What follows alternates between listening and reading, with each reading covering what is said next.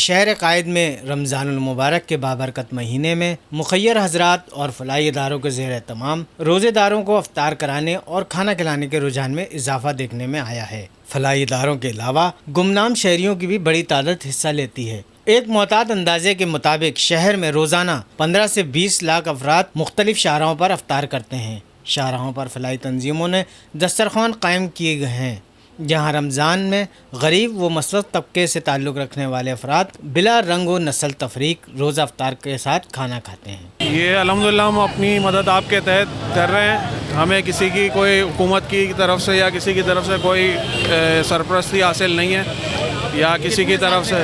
الحمدللہ یہ پچھلے کچھ سالوں سے ہم کر رہے ہیں اور اللہ کا شکر ہے کہ کبھی کوئی مسئلہ نہیں آیا اور ہمیشہ بہت اچھے طریقے سے ہمیشہ سب کو بٹھا کے کھلایا ہے۔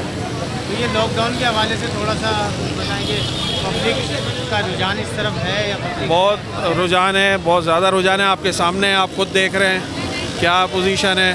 ابھی 15 منٹ باقی ہیں افطار میں، آپ پوزیشن دیکھیں۔ ابھی یہ 15 منٹ میں مزید اتنے لوگ اور آئیں گے تو آپ خود دیکھ لیں کہ کیا پوزیشن ہے۔ کچھ پیغام دینا چاہیں گے اپنی یوتھ کو یا پھر یوتھ کو یہ پیغام دینا چاہوں گا کہ اس مہینے میں جتنی زیادہ نیکی ہو سکے کریں، جتنی حد تک ہو سکے کریں، اور جو مالی طور پہ کر سکتا ہے مالی طور پہ کرے، جو جسمانی طور پہ کوئی آ کے والنٹیئر کر لے کسی کام کے اندر، نیکی کے کام کے اندر، اگر وہ پیسوں کے ذریعے نہیں کر سکتا تو وہ آ کے اپنی کچھ محنت کر لے۔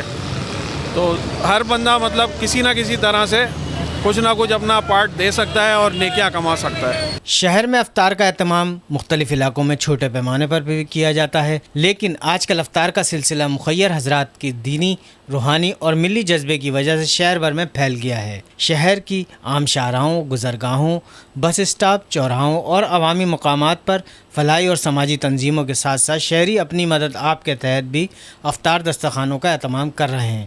کیمرہ مین عمر کے ساتھ غفران خان، سچل نیوز، کراچی۔